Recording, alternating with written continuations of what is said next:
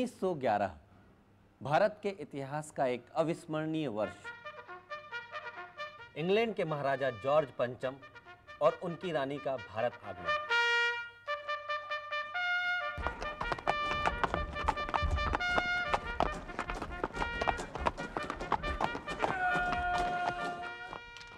मौका जॉर्ज की ताजपोशी। दिल्ली में एक विशाल दरबार लगाया गया। सिंधिया, होलकर जैसे बड़े बड़े शासक और फिरोज शाह मेहता जैसे नेता जॉर्ज के सामने नतमस्तक हुए।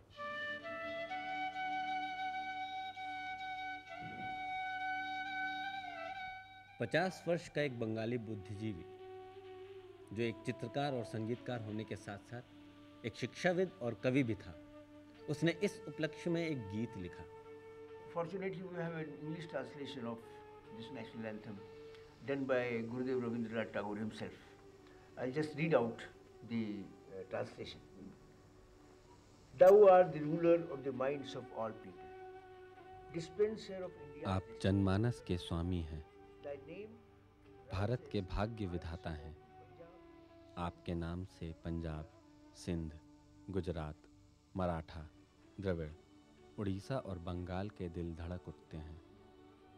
आपका नाम विंध्य और हिमालय के पर्वतों में गूंजता है, यमुना और गंगा के संगीत में बहता है और भारतीय सागर की लहरों द्वारा गाया जाता है। ये सब आपके आशीर्वाद के लिए प्रार्थना करते हैं और आपका गुणगान करते हैं। आप सभी के मुक्तिदाता हैं। हे भारत के भाग्य विधाता, आपकी जय हो, जय हो, जय हो। 27 दिसंबर 1911 भारतीय राष्ट्रीय कांग्रेस का 26वां अधिवेशन कलकत्ता में। इस अधिवेशन में उसने स्वयं इस गीत को गाया।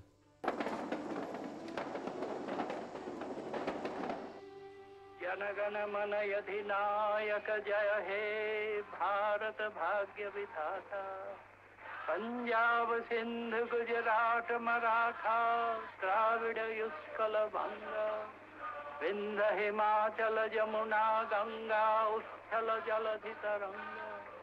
तब शुभ नामे जागे, तब शुभ आशीष मागे, गाहे तब जय गाथा, जनगण मंगलदायक जय हे भारत भाग्य विधाता, जय हे, जय हे।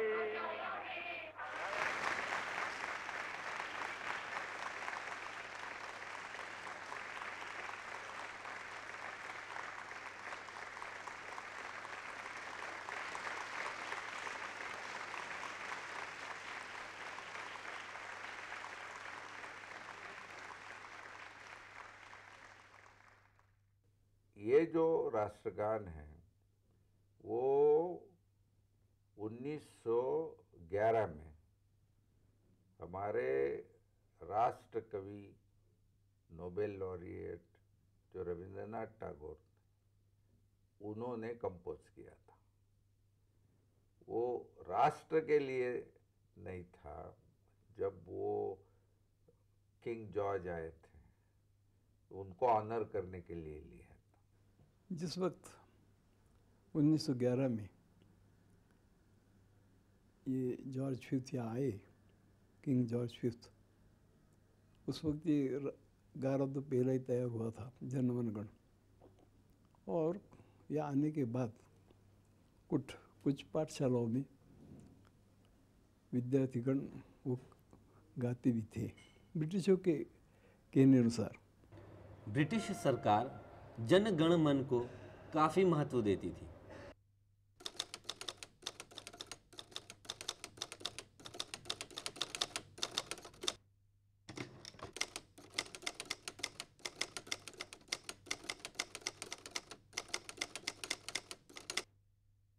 उन्नीस 40-42 की बात है। उस जमाने में अगर कोई सार्वजनिक जगह पर वंदे मातरम कहता था तो उसे पुलिस पकड़ कर ले जाती थी।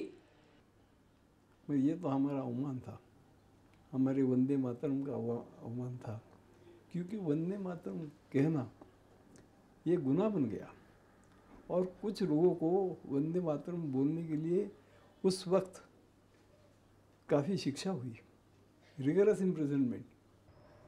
अच्छा, इस दौरान ध्यान देने वाली बात यह है कि इस गीत के लेखक ने कभी भी समाचार पत्रों में छपी उन खबरों का खंडन नहीं किया जिसमें ये साफ साफ लिखा गया था कि ये गीत जॉर्ज पंचम के सम्मान में लिखा गया और गाया गया।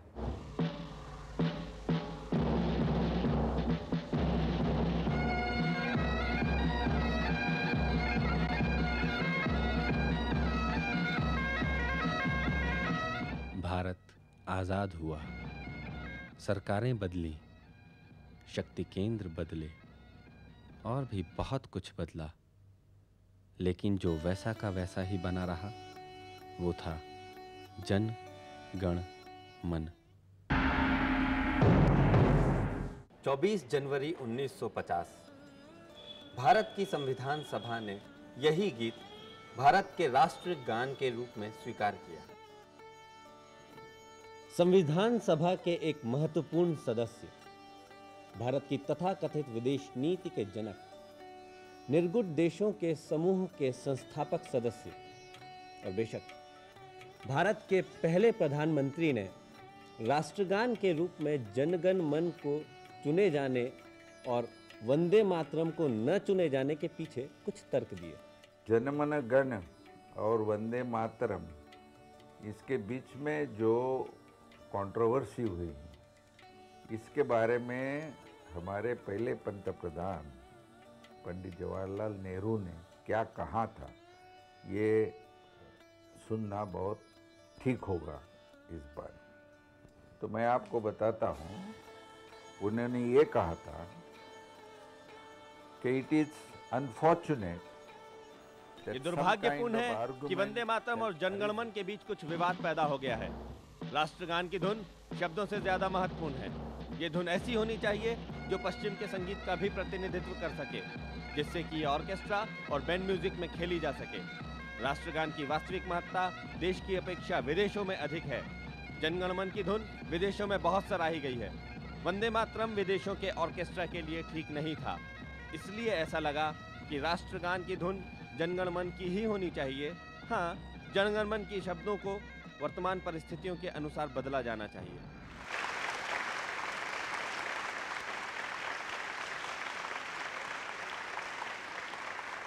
Don't look at this song from the point of view of a cinema director or a music director, but think over it as a national anthem, because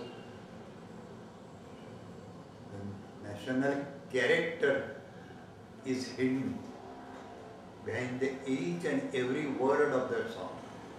उस वक्त हमारी पुणे के ही एक ज्येष्ठ कलाकार मास्टर कृष्णा राव ये दिल्ली गए और उन्होंने कहा ये बात सही नहीं।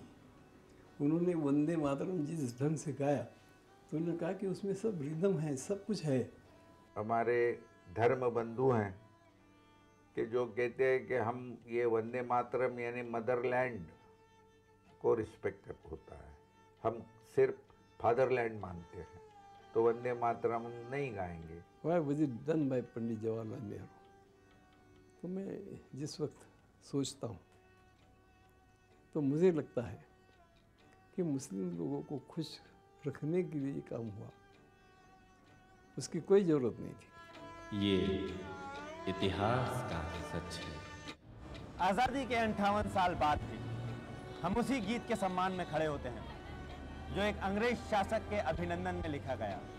एक ऐसा शासक जिसके शासनकाल में भारत ने राउलेट एक्ट और जलियांवाला बाग जैसी अनेक क्रूरताएं देखी और भोगी।